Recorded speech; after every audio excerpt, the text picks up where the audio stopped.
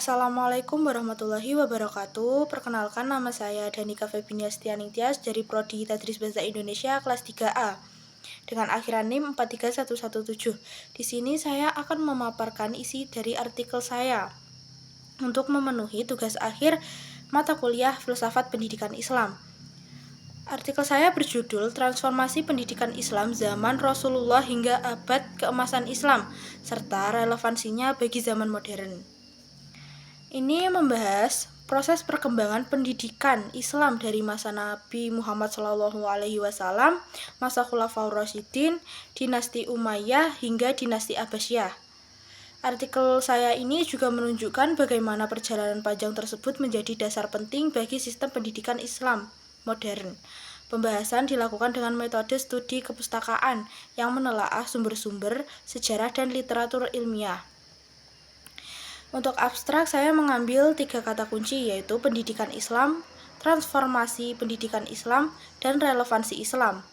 Seperti yang saya paparkan tadi, metode penelitian yang digunakan adalah metode library research atau studi kepustakaan, yaitu mengumpulkan data dari buku, jurnal, artikel akademik, dan dokumen sejarah tentang perkembangan pendidikan Islam.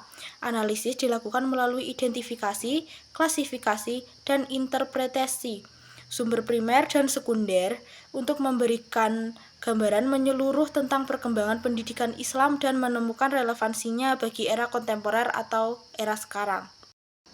Yang berikutnya yaitu pembahasan. Pembahasan pertama yaitu pendidikan Islam pada zaman Rasulullah. Pendidikan Islam pada zaman Rasulullah dibagi menjadi 2 fase. Yang pertama adalah fase Mekah. Dijelaskan bahwa pendidikan pada fase Mekah berfokus pada penanaman tauhid dan akhlak, karena masyarakat Arab saat itu masih memiliki budaya ummi, serta belum memiliki tradisi literasi yang kuat.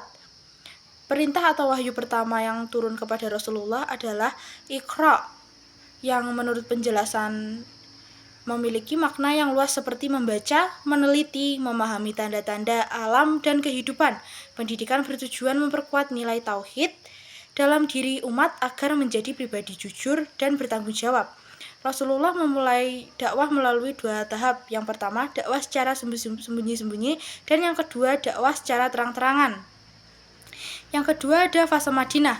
Saat masyarakat Yastrib menerima ajaran Rasulullah melalui Baiat Aqobah 1 dan 2, pendidikan di Madinah berkembang lebih komprehensif. Masjid Quba dibangun sebagai pusat pendidikan pertama. Materi pendidikan di Madinah meluas menjadi pendidikan ukhuwah, pendidikan kesejahteraan sosial, pendidikan keluarga, pendidikan keamanan.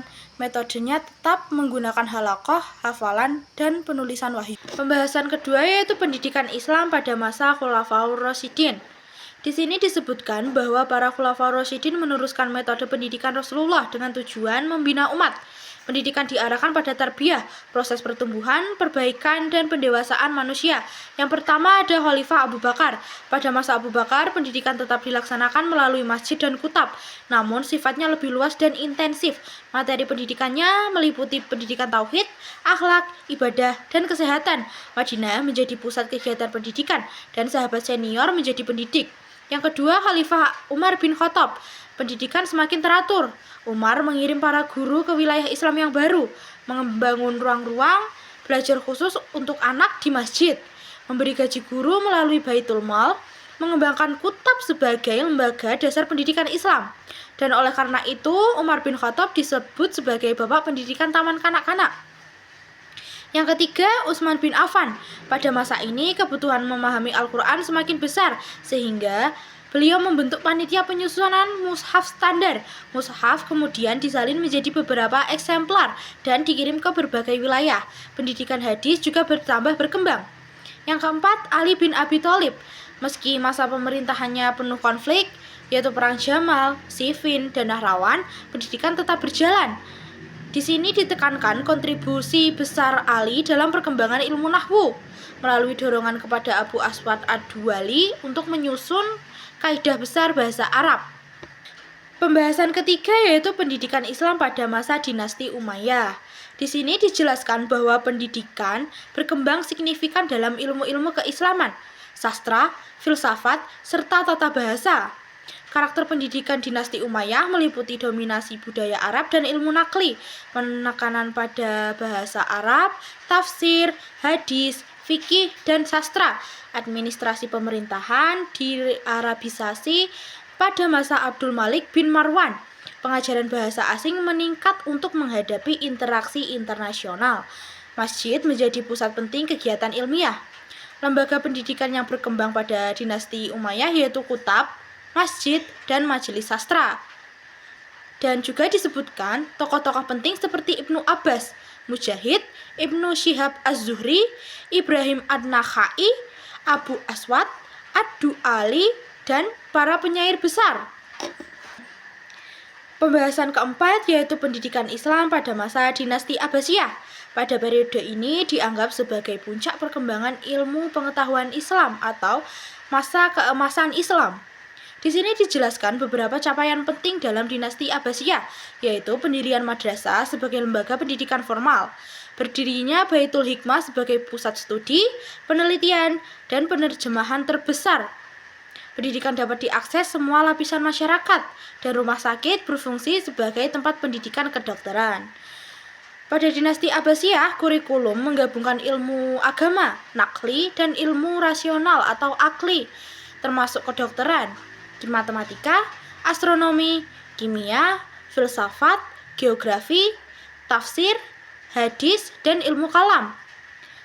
Dan juga disebutkan metode pendidikan seperti halaqah, ijazah, munazarah, dan rihlah ilmiah.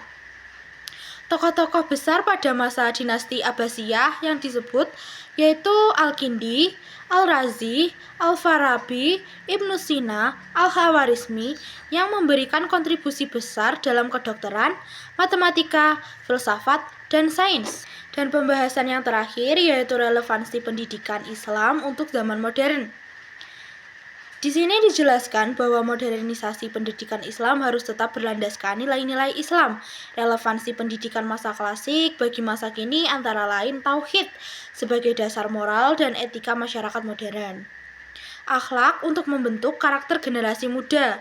Ilmu dan pengajaran tetap menjadi kewajiban setiap muslim. Keadilan sosial melalui praktik zakat, infak, dan sedekah. Toleransi dan keberagamaan sesuai contoh Nabi dalam memimpin masyarakat multikultural. Di sini juga ditegaskan bahwa integrasi ilmu agama dan ilmu umum seperti pada masa Abbasiyah merupakan model yang sangat relevan bagi pendidikan Islam modern. Kesimpulannya, dalam artikel saya menegaskan bahwa pendidikan Islam sejak masa Rasulullah hingga Abbasiyah selalu berkembang secara progresif dan mampu menjawab kebutuhan zaman. Pengalaman sejarah menunjukkan bahwa pendidikan Islam fleksibel, berwawasan luas, dan berperan penting dalam membangun peradaban.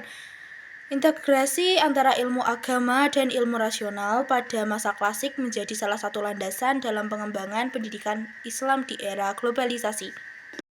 Sekian pemaparan artikel dari saya.